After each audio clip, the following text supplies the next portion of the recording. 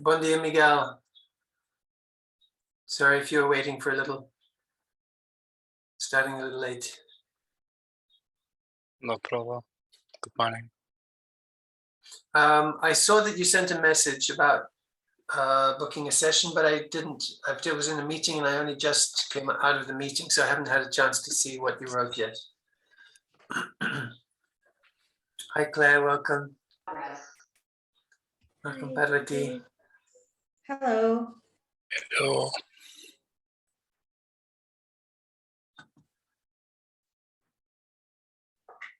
Welcome, Pedro. Hola. Lovely to be with you all. All right. Anything that anyone wants to begin with as a share, check-in where you're at right now? What blessings or challenges you've been immersed in?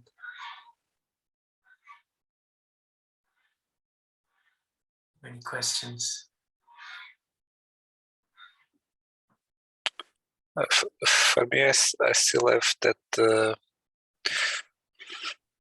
something that I addressed it last Thursday about the importance, and Pedro also talked about that, the importance of having regular practice. Because by now I feel like what Pedro shared, the need of that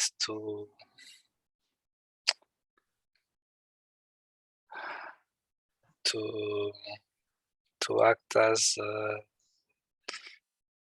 a safe harbor or something like that. Yeah, yeah.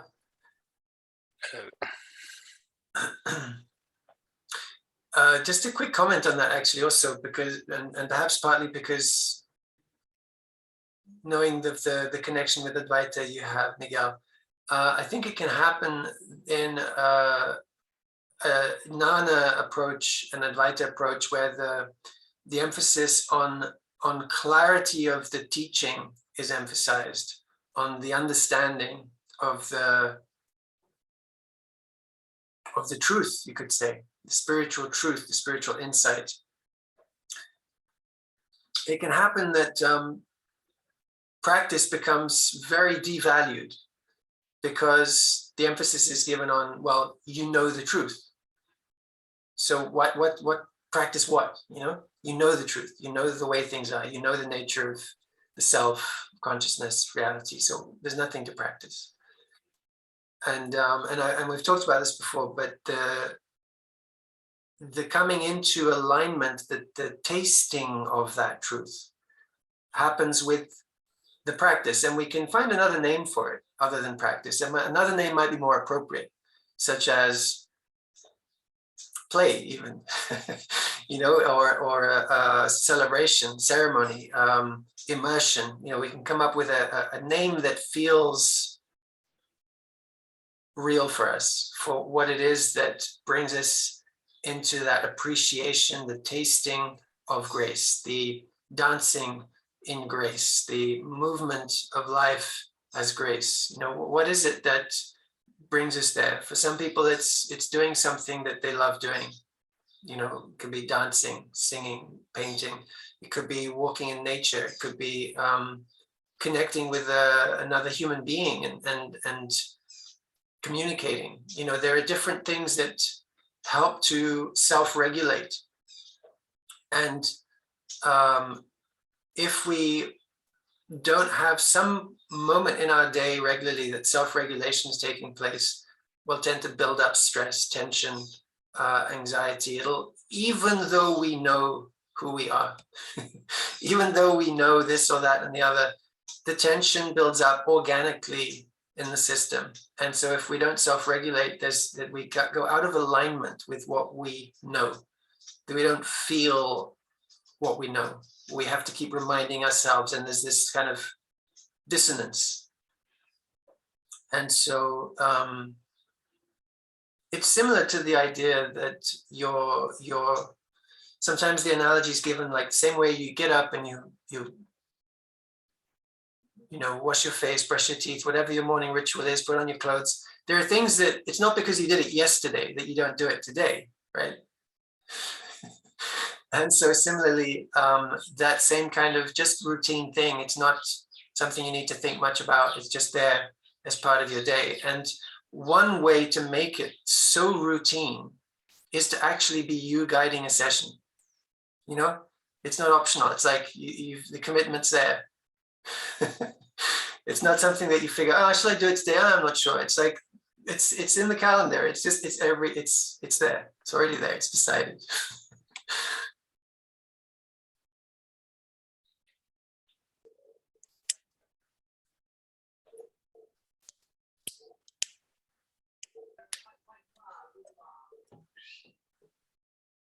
Miguel, was there something you wanted to say?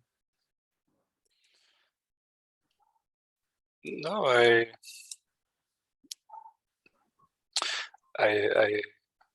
agree with you, and the reason I'm doing this course is because I realized that Vedanta is not enough. Okay, we understand the truth, but then when we are in a stress position or when our unconscious kicks in again, what to do? So it's good to have techniques to release the tension using the body or the breath or the voice work. It's amazing to discover that with you, Peter.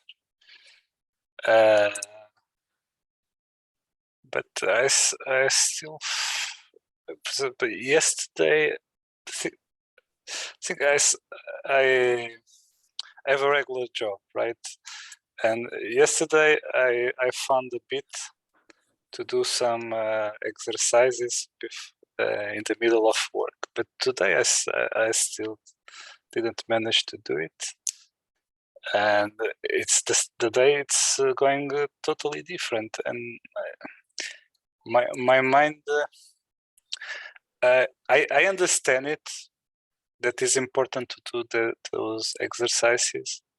I can even give another example.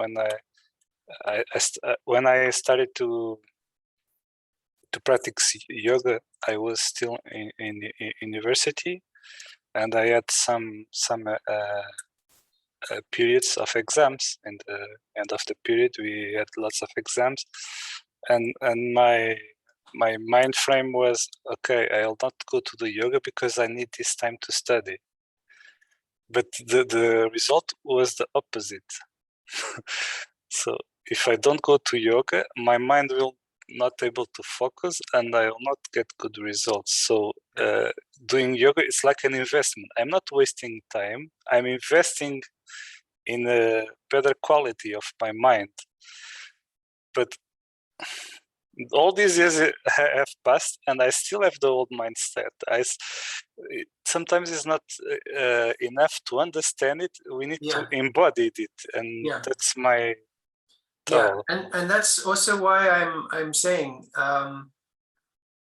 if the commitment is there and it involves other people, it's very different to trying each day to make it a priority to put time aside and do your meditation or do your yoga. It's a completely different thing to making the effort each day to remember or to prioritize. And it's a good discipline. It's a good exercise to have that daily prioritization. So it's not that that's the wrong choice, but is it working? And if it's not working, then there is this other experiment you can do, which is I'm going to be available each day or whatever viable way, to time it. I'm going to be available at this time each day or 2 or 3 times a week or whatever it may be, whatever it may be, to give a class, to share a class. And that can be a way to solve part of what you're referring to. And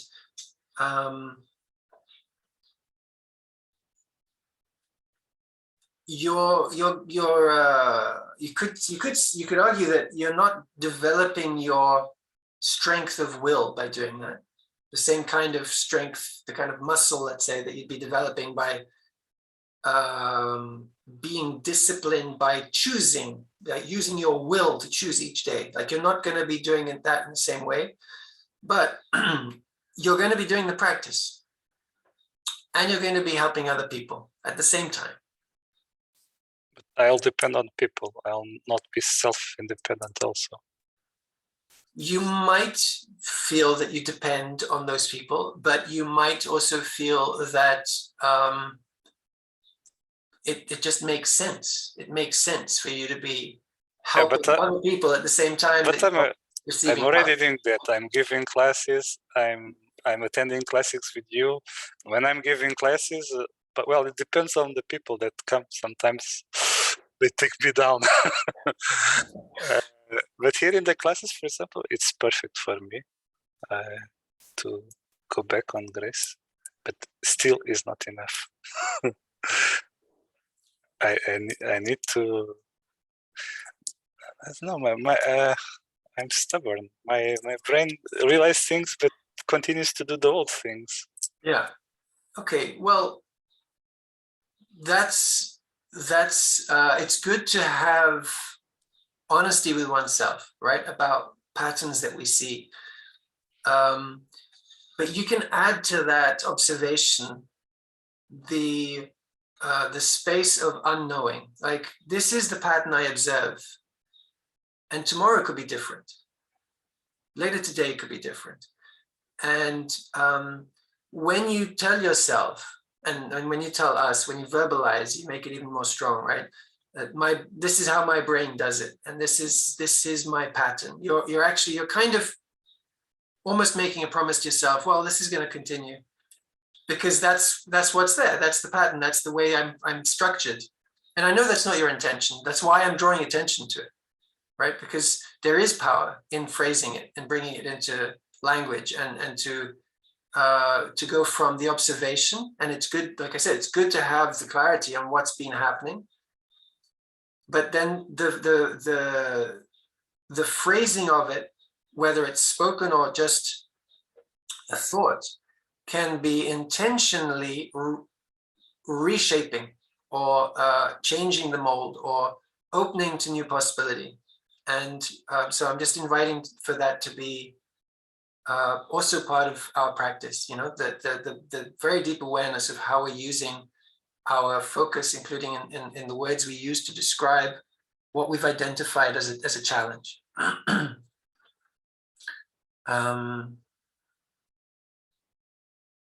What you're doing, you know, you're doing practices that will help. So while the challenge is still there, it doesn't mean that it's going to always be there and is always going to be stronger than your desire or willpower. You know, the practices dissolve some of those old patterns.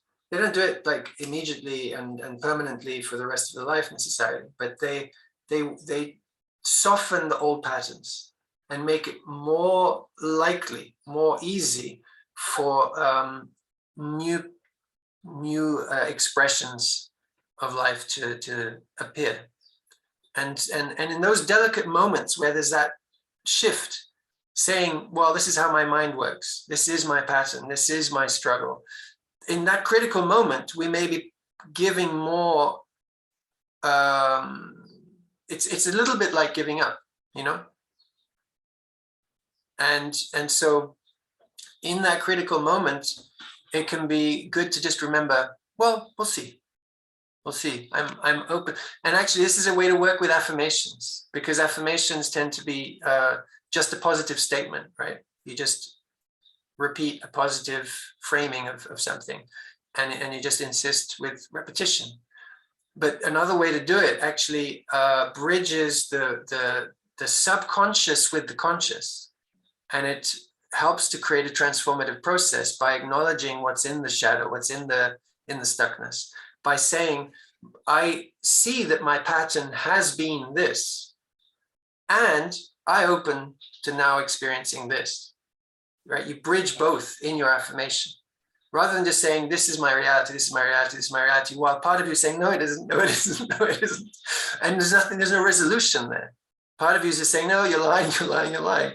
And so when you state, this is what I've seen, and this is what I choose, there's integrity, complete harmony of what's being stated. So just taking advantage to bring that in as well. Parvati, what you wanted to share, is it related to what Miguel was talking about as well? Yes, it was about having a regular practice. So what does may helps me to do a practice regularly is what you said, to having a commitment with others. That really helps.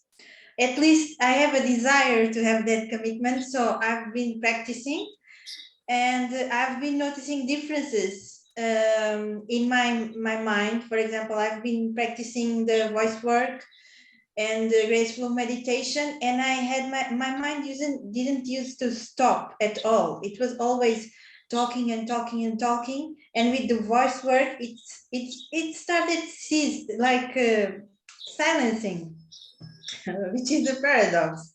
And the other thing that makes me be committed to that is that is a moment that I cherish in my day. It's a moment that I love. And how do I see that moment is a time that I'm spending, investing to nurture my relationship with the divine. I see like that. I wasn't expecting my head to stop thinking that much, to be calm as I've been experiencing. I just started to doing just because I felt it, and the main part is thinking that moment as a time to nurture my relationship with the divine. The same way as I spend time with my friends or the family. Yeah. This was what I wanted to share. Thank you, Parvati. Thank you. There was something that Miguel mentioned that I also wanted to give a little more feedback on.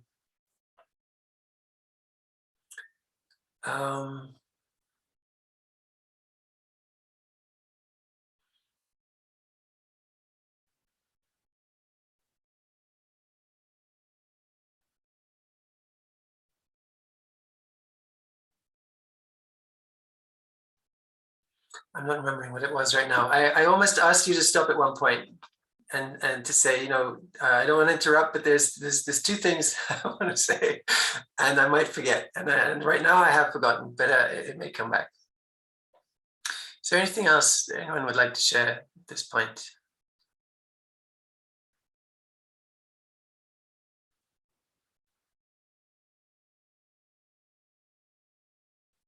So I'll give opportunity again for sharing in a moment. What's also coming to mind is that we can feel that one of the challenges I think is good to acknowledge about, for example, we're talking here about a meditation, graceful meditation in particular. Let's say that you already, like Miguel, you already give classes, right? But perhaps you want to do the graceful meditation daily, and that's not yet what you're teaching. You've got something that you've already been teaching, and you have a kind of class you already created familiarity in the whole process of sharing it. And as an example, you want to do the graceful meditation daily, and you feel like, well, I don't know if I can guide the graceful meditation yet. I don't know if I feel comfortable doing that, right? So there is a challenge involved.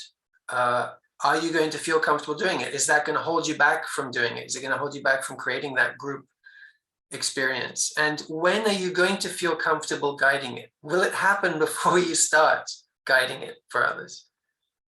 Is it ever going to happen before you start guiding it for others? Because a part of the mind might be saying, yeah, I like the idea, I'll do it eventually. But that may only happen that you feel comfortable because you've actually done it several times and got feedback and felt the experience and observed and learned more about it through sharing it, then you feel comfortable. It's not going to happen perhaps before that. So just to be aware of what can happen, which is, yeah, I know it's a good idea to set up this situation where I'm sharing with others. I know it's a good idea. I like it. I will do it eventually when I feel ready. So just to be aware of that, there may be a little trick in the mind there, which is saying, I'll do it when I feel ready, but you may not feel ready until you do it.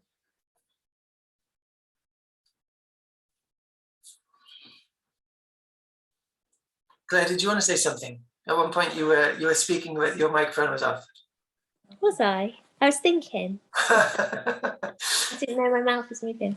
Yeah, I was just thinking how, like, you've already got your teaching regard. I don't know what you teach, but how grace flow just kind of gracefully entered my own teaching, how it just appeared one day, you know, it just entered my yoga practice with my people. And now I just, you know, I didn't do it this weekend for the first time in about a year because I've been away for the weekend. And it was so beautiful to come back to it. But all I do is we meet up at 9 in the morning online, and we have a little tiny hello, you know, just pretty much if there's any big needs for anybody. And then a version of Grace Flow comes through every day. I think it's important to teach it. I think it's important because your words, they make more sense to me as I teach it. And your words are incredibly important. Things like openness and spaciousness. It didn't mean anything to me at the beginning at all. You know, contraction and expansion didn't mean anything to me really. I think until you practice it daily and embody it, and maybe do that with other people, it comes to life. It has a life force. So yeah, I'm just maybe also inviting a possibility that Grace Flow could also move into what is already being taught, because that is literally, I was having mystical experiences last year, wasn't I, Peter? Literally, it was, and different words were coming in. Like I'd get to the heart, I'd want to say just inviting in love, kindness, and compassion as per script, and it was like inviting wonder and awe and miracles, and those things appeared. You know, the miracles that have occurred in my life through this practice. It's just amazing. So yeah, I'm just your little quiet cheerleader in the background, and it's changed my life. It's such a simple 15 minutes per day practice, and it's not just my life, it's the life of the women who I work with, you know, huge shifts in their lives. And so I'm just so immensely grateful. And that's all I have to share. Thank you so much, Claire. I'm sorry, I missed the last thing you said. I'm just so excited for everybody, and it's just so simple, Peter, to anchor into those 3 points while the chaos is spinning around us, whatever chaos is happening in the world, just to be anchored in ourselves and find ourselves as something, okay, separate from the chaos. I don't know if I'm wording that correctly, but in my experience, it's to find my core. It was to find my core. Who am I? And yeah, I'm just so excited for the possibility and the simplicity of what we practice and what we teach here. Really appreciate your sharing, Claire. Thank you. Thank you. And I've just observed in somebody that began a new program, and we had a one-to-one session online, and then one class, and then today she participated in one group class, and then today she participated in the morning meditation I'm offering. And she said that today when she turned on a tap, and the tap was just a little bit too strong, and so she turned it down a bit, closed it a bit more, and then just entered into this kind of state of deep appreciation for the running water, for the fact that there was water, and just found herself in grace.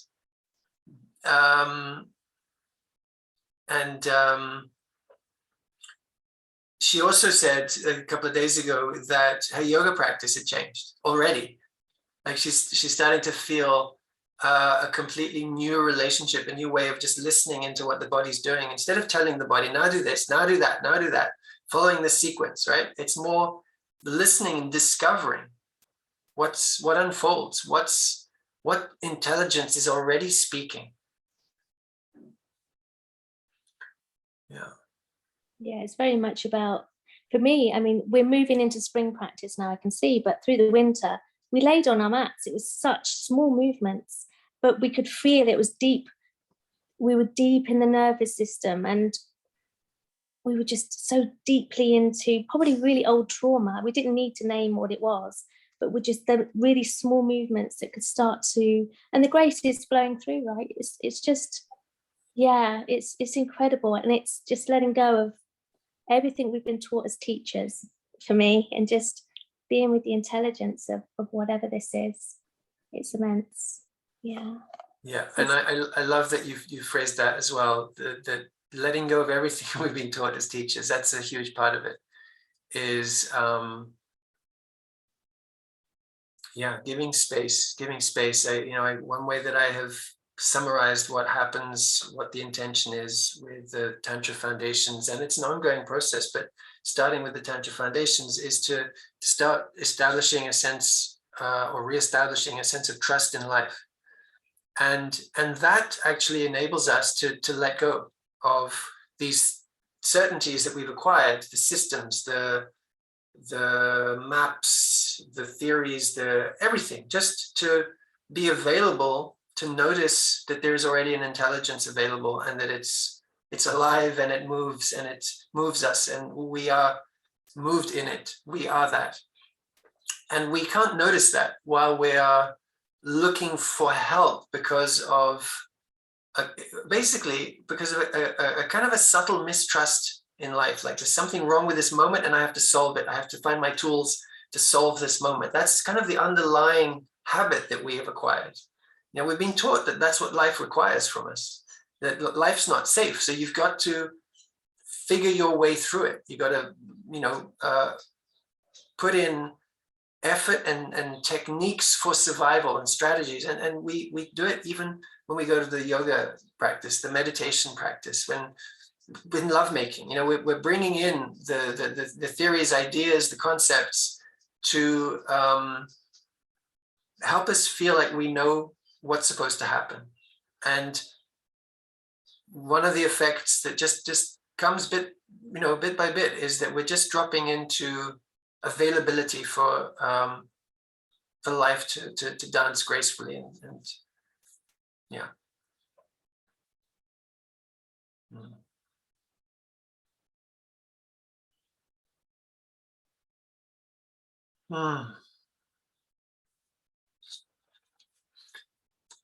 Was it last Monday that we were reading together the Siva Mahimnah Stotram?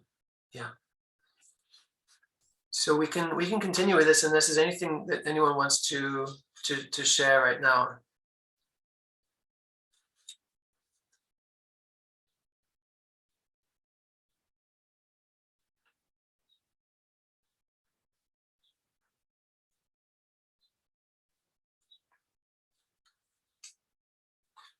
I would love to use some of what you shared, Claire, and what you shared, Parvati, as testimonies.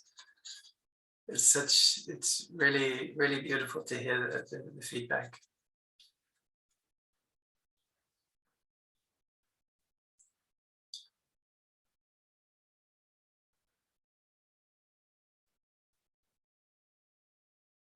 So I didn't make a note of which verse we were on, so I'm just having a quick look to. This might be the verse. Maybe I'll reread the last verse so we pick up from where we were.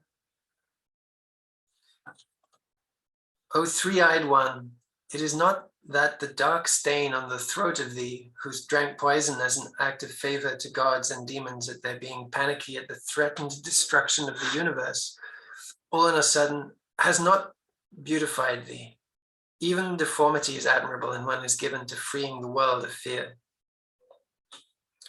So I think I gave a little explanation of that in relation to the story of Shiva drinking the waters of the cosmic waters, the waters of all existence, when the as the story tells, the asuras and the devas were churning the waters and to extract the essence of immortality, amrita. And but before this nectar arose, there was the poisons, and we talked about how this is also a good analogy for how when you start a spiritual practice, whether it's meditation, really listening in, noticing what was previously not in your awareness about your emotions, your thoughts, your responses, you start to come a little closer to the subconscious. When you do a physical cleansing process, fasting or some other detoxification process, toxins come to the surface, toxins come to be released before you reach the amrita, before you're experiencing the bliss of feeling the purification, or the purity, let's call it, the harmony. Before there is the feeling of purity, there is the feeling actually of the detoxification, the poisons arising.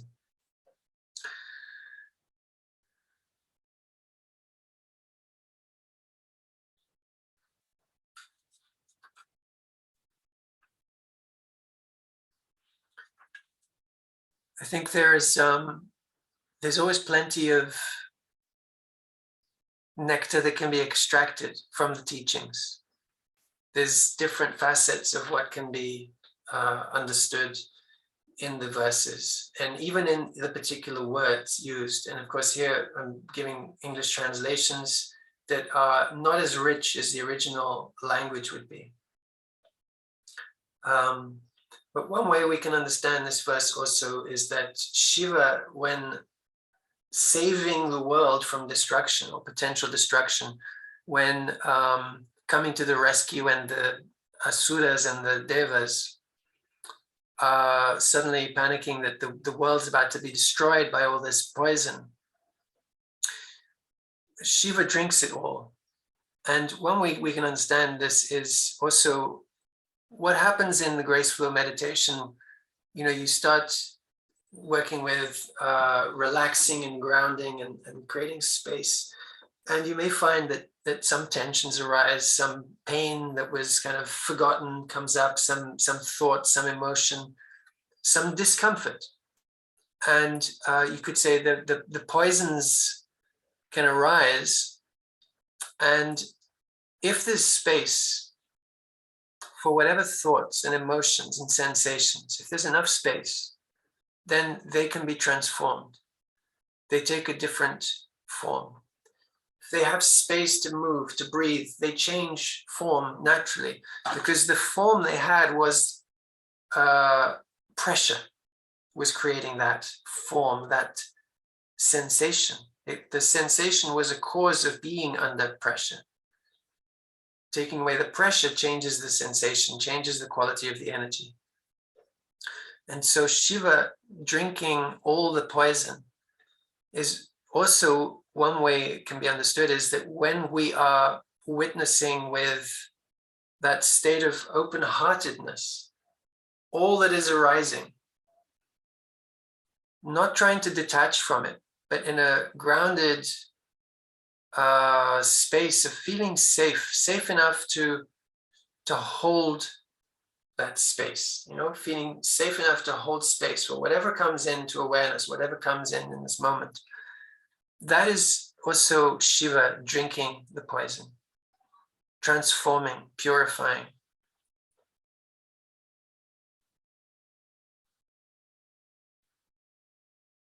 The spaciousness of awareness. That is one way that Shiva is described, is as space itself, the space of awareness.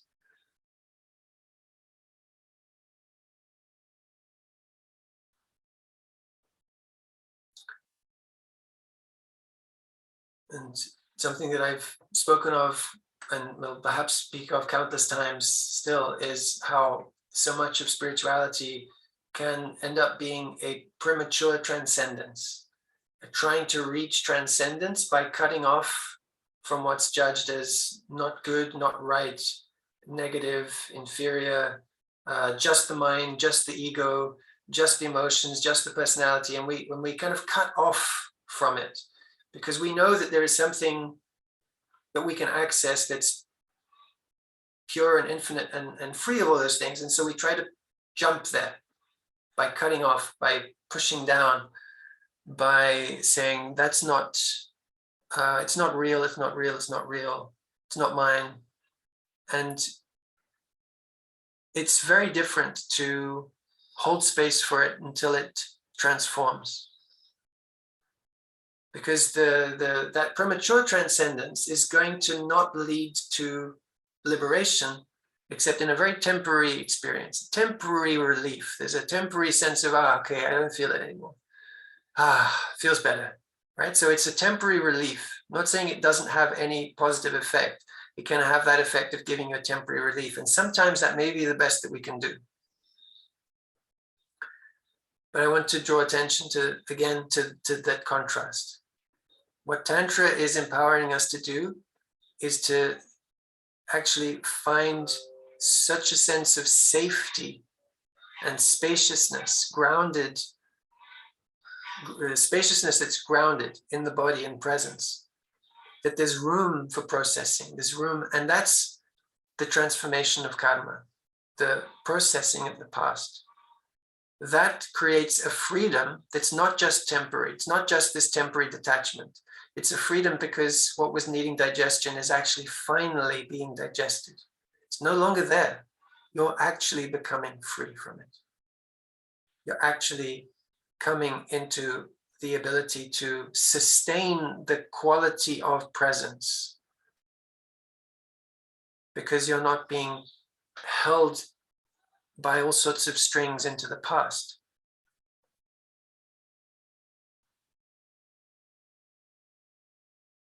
So again, relating to practice or not practice, we are creating a practice that ultimately can take us beyond any need for practice. But because there's a backlog of weight, of knots, of ties to the past that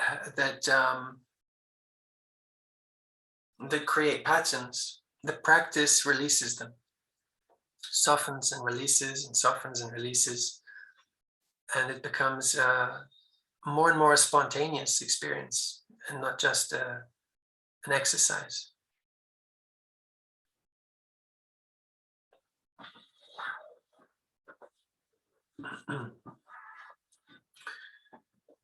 So the next verse, O Lord, the God of love, whose arrows do not fail anywhere in the world of gods, demons, and men, but are always successful, became simply an object of memory by looking upon thee as an ordinary God. For an insult to the self-controlled does not conduce to good. So this is a little mysterious. If you're not familiar with the story of Kama, the Deva, or you could say the god of desire, or of love, sometimes kind of understood as being like Cupid, with the bow and arrow, shooting the arrows of love or shooting the arrows of desire. The word here, karma, is the same word that we find in the famous text, the Kama Sutra. So Kama tried to, Parvati, do you know this story of Kama and Shiva? I'm sure you know this story. Yes, I know. Would you like to share? So I can share, but I think there are many versions. I will share the one that I grew up listening. So there was Shiva meditating in a cave. He didn't care about the world that time. He was deeply sad inside because he married Sati and she died. But so he was sad due to that, and she decided that I will never get married again. I don't care about the world anymore. and who was Sati? Sati was an incarnation of Shakti. Oh, sorry, just I got someone who rang. Just 1 minute, I will be back. Okay.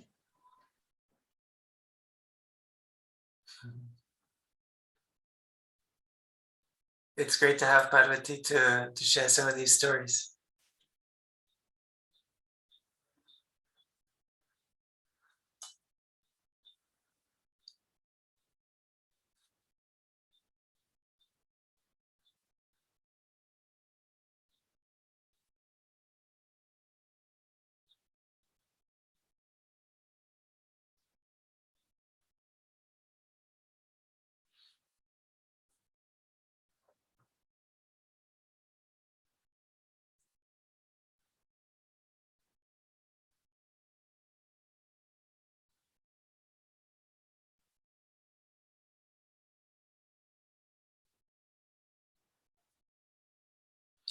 Perhaps while we're waiting for Parvati to come back, I'll just read that verse again.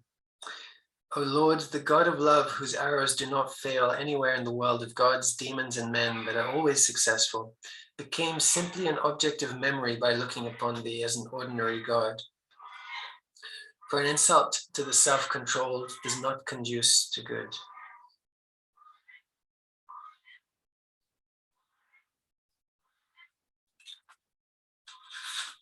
I'm back. I don't know if I think you continued the story or No, I just reread the verse and okay. waited for you to come back to continue. So he was deeply sad due to that and decided not to be part of society, not to be part of anything. He turned himself in a vairagi, which means okay, I don't know how to translate, but he renounced. Detachment. Yeah. Detachment, yes. He detached from everything and he renounced everything. But then, after many years, the Shakti reincarnated once again in the palace of the king Himawant. Himawant from the Himalayas. So it was in the mountains. Due to that, the name of this girl was Parvati, related to the mountains, because it comes from Parvati, it's related to Parvat, then mountains. And then this girl,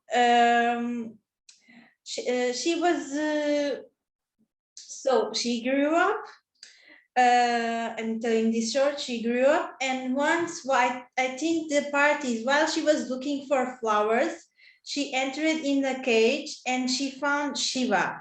And at that time, she felt like she found what she was looking for. She was walking to Siva, and then the universe wanted them to get married. But Shiva wasn't even wasn't even there. What did happen? The Kamadev, the lord of Kama, the desire, he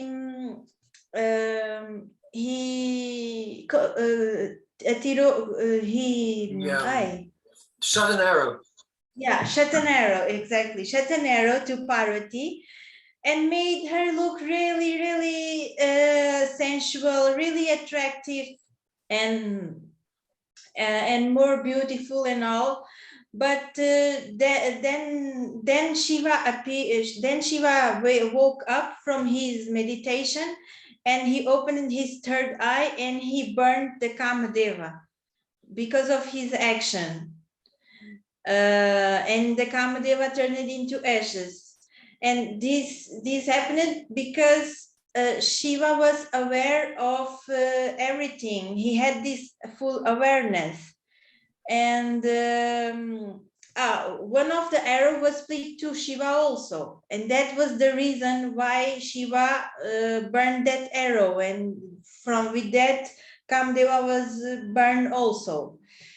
So this part of the story. Then there is another part where Shiva and Parvati gets married, but that I can tell another day. Otherwise, It might even come in another verse here.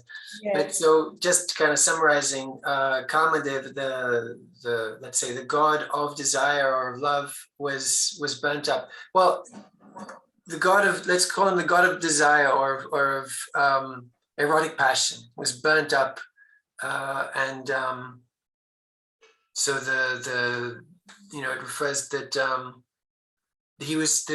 Kamadev was treating Shiva like an ordinary god that would be influenced by the arrows of desire. Yes. And sorry, so I'm a good storyteller, but it's first time telling in English, so I'm not used. No, it's wonderful to have you here to share the stories. I'm just kind of summarizing and making the bridge with the specific elements in the verse. So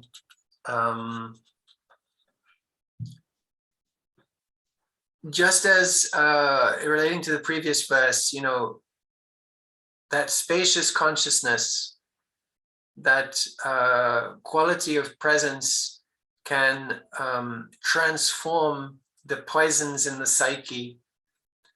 Also that consciousness that we call Shiva consciousness, the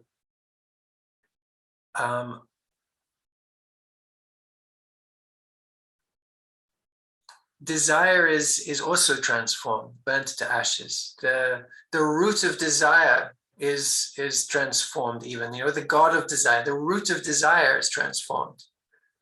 One thing that I talk about with it in the ego dynamics module, let's call it, or component of the training, is that our desires are arising out of a restlessness because we feel that we want to reestablish our sense of wholeness.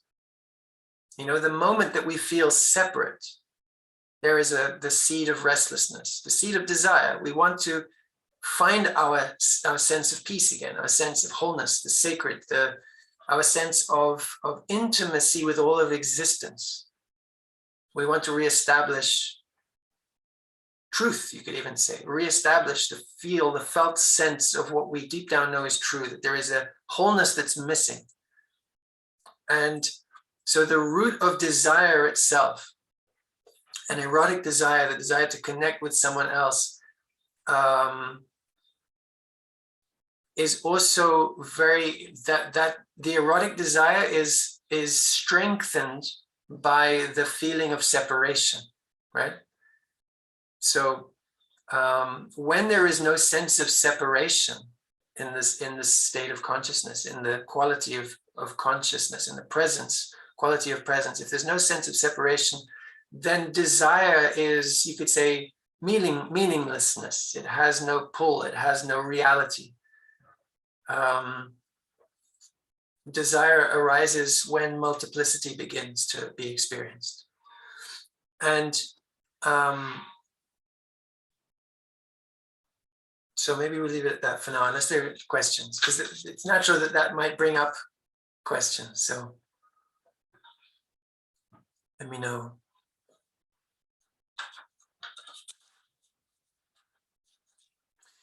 In the footnotes here, I'll read the footnotes. So the great god Shiva was day and night in meditation, but gods wanted, and this is another version of the story, Parvati, the gods wanted that a son should be born to him to lead them in battle against the demon Taraka. They sought the help of Kama, the god of love. Kama conceded in his success everywhere, tried to spread his influence even over Shiva by throwing an arrow of passion. Shiva, angry at being disturbed in meditation, burnt Kama to ashes with the fire of his third eye. So there's also that reference to the one-pointed awareness of the third eye.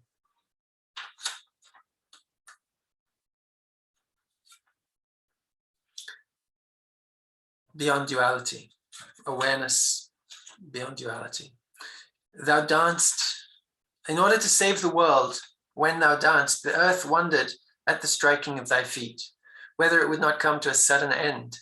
So felt the spatial region along with the planets, oppressed by the movement of thy iron cube-like arms, and the heaven became then miserable, its side being struck by thy waving matted hair. thy very mightiness is the cause of trouble. So I can also share the footnotes here. In order to save the world, or in reference to that, once a demon prayed to Brahma for the destruction of the world. The latter said that a boon would be granted at some future time. This alarmed the gods, who approached Shiva for protection. Shiva at this began to dance, so that the time for the granting of the prayer might pass unnoticed. But it was such a mighty dance that the three worlds were terror-struck. And in relation to the part of the verse, thy very mightiness, Shiva danced for the protection of the world, but because of his mightiness, unknowingly caused trouble to many.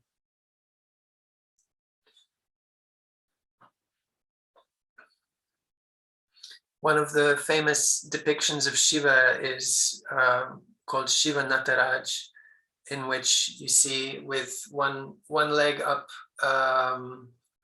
and 4 arms and a circle of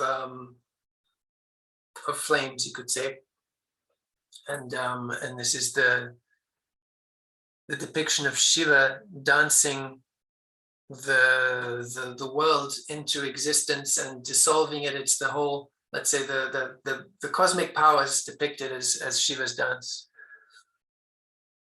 Parvati, would you like to share anything on that as well? You're talking about the Nataraj form of Shiva. Yes. Yes, there is another story about why he danced.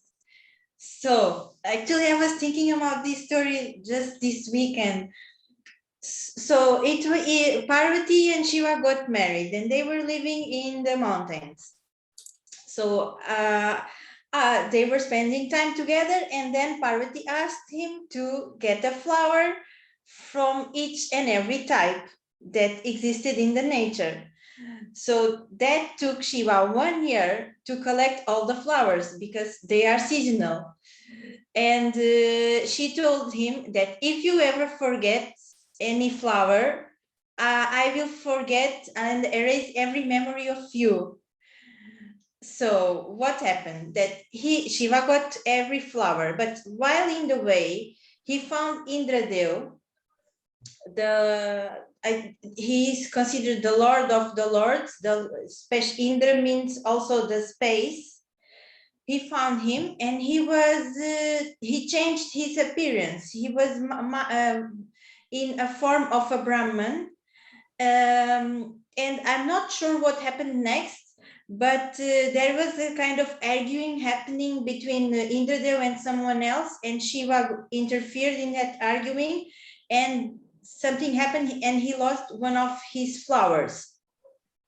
And he got back to Parvati after that, and Parvati saw that he didn't bring all the flowers, and he forgot every memory that he had of Shiva. Then what happened? To bring her memory back, Shiva,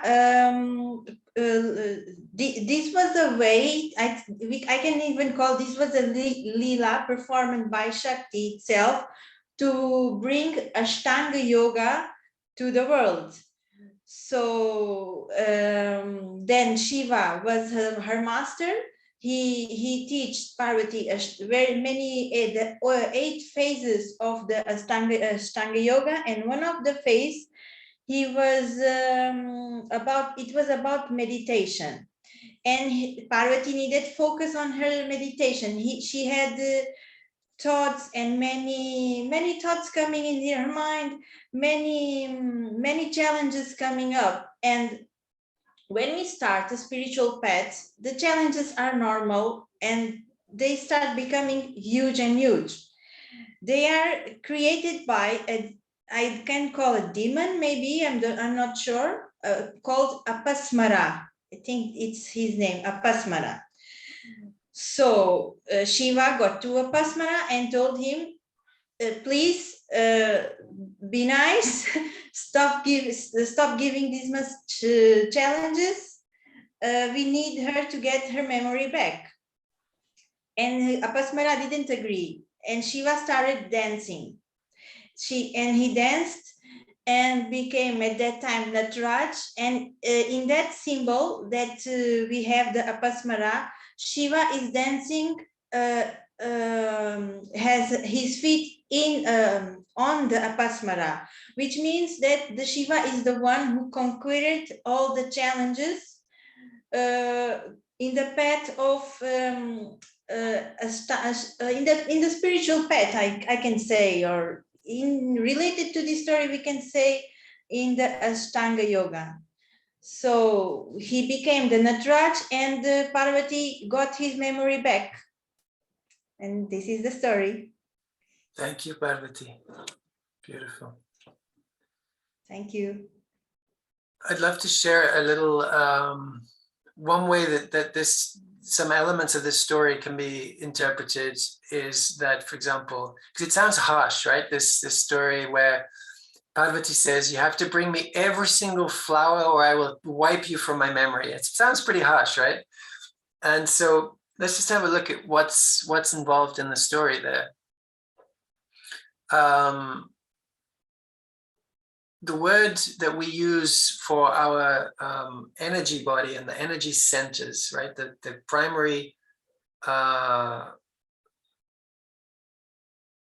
let's say, locations or qualities of consciousness. These places we refer to as chakras. They're also referred to as padmas and as kamalas, which means lotus flower or flower.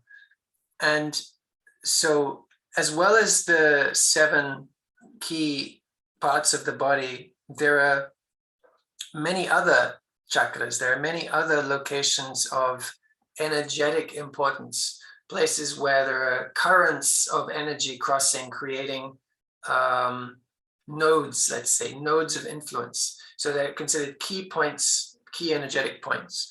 And this comes into play in acupressure and acupuncture and all sorts of therapeutic modalities. It's even used in the fighting arts to stun people, for someone to be rendered unconscious. So, you know, the knowledge is used, whether it's for healing or for warfare. But point being, we have all these locations that are our full range of flowers, of karmas, right? And of kamalas, sorry, of padmas. And so it requires for every part of our being, our whole being, to be awake and to be available and to be infused, let's say, with consciousness, for there to be this union of Shiva and Shakti. One of the ways that the tantric journey is depicted is that Kundalini Shakti is residing at the base chakra, the earth, at the most, let's say, the last place of manifestation. The whole unfolding has happened from the subtlest all the way to the final unfolding at the level of matter. And from there is a kind of return, an infusing of each level back to the subtlest. There is a return and an inclusion of every part of the being back into full aliveness. So Shakti rising, Kundalini rising, is also bringing consciousness back to every level of the being. So there is a parallel here in these stories or depictions of the journey of spirituality, the relationship between the life force and the consciousness in its fullness, let's say, referred to as Shiva.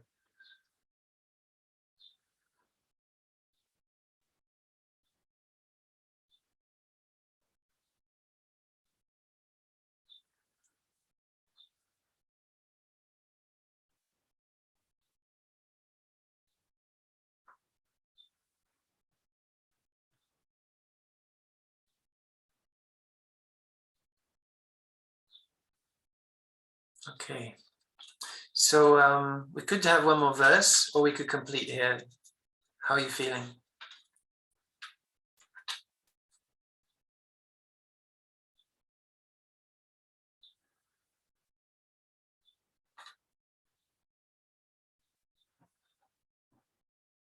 I think I'll share this one more verse because I don't have a lot of explanation to give for this verse, at least for now. So I'll just share the verse.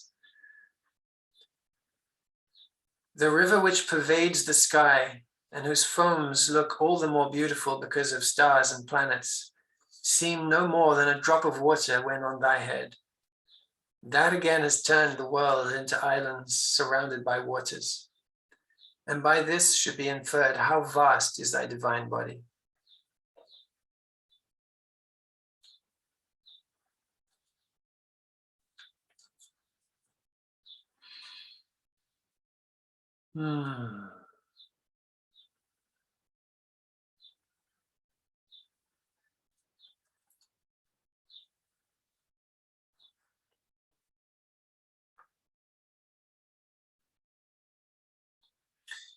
You may recall seeing the images of Shiva with a fountain of water coming out of the top of his head.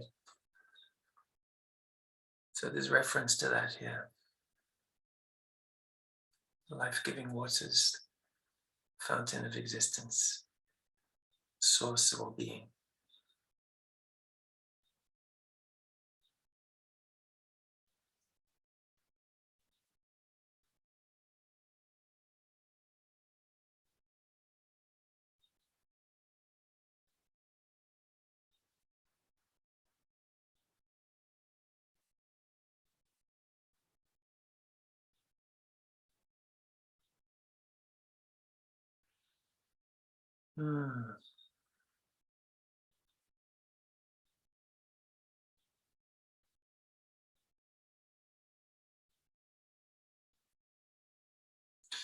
I'll read just this one little explanation that's given here in the footnotes and just leave it as something to perhaps meditate on.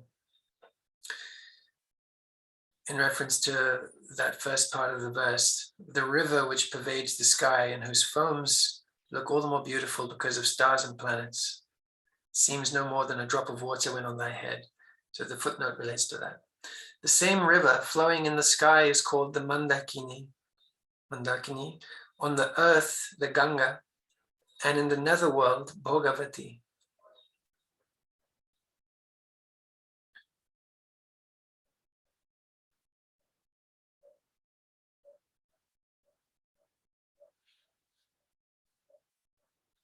The name of the river in the netherworld, Bhogavati.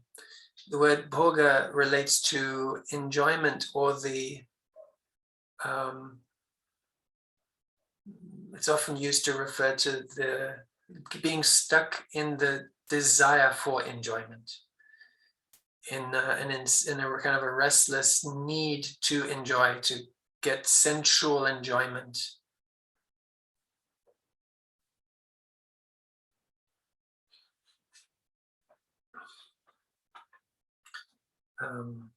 One of the explanations given for Bhoganatha's name is that he is a yogi, but also one who enjoys. And that can be understood in terms of it being not a life of yogic transcendence, of living isolated in a cave, but one who is also living in the world. It can also mean that the enjoyment he is experiencing is the amrita, the bliss of divine union, and not an earthly enjoyment. There's different ways that it's been interpreted according to the kind of, you could say, according to the preference of those who are describing him, the kind of lineage they follow.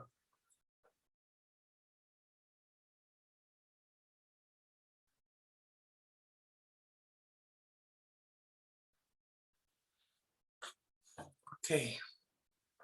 Anything anyone would like to share before we close?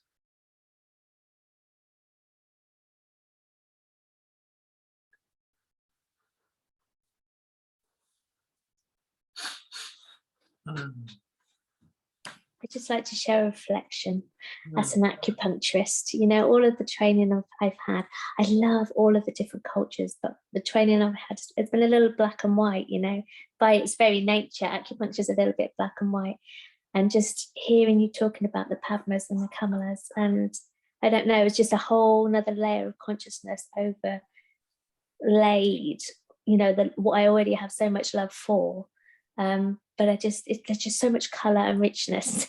It's just the color, isn't it? It's like the black and white and the color. And I just wanted to really reflect my gratitude for just to share. And Parvati, thank you so much for all you share. It's so beautiful to hear it from you. Thank you. And you speak beautifully in English.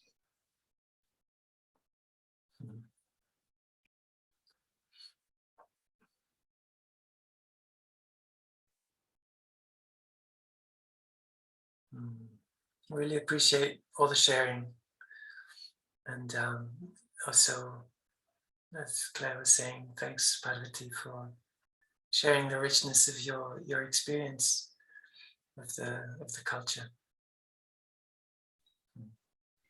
Thank you for letting me share, and thank you for appreciating.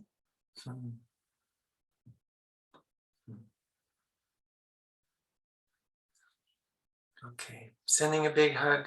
And Miguel, right at the beginning, we were about to talk one-to-one about a one-to-one session, so we can talk. We'll talk and figure that out. Okay. Big hug to everybody. Thank you. Lots of love.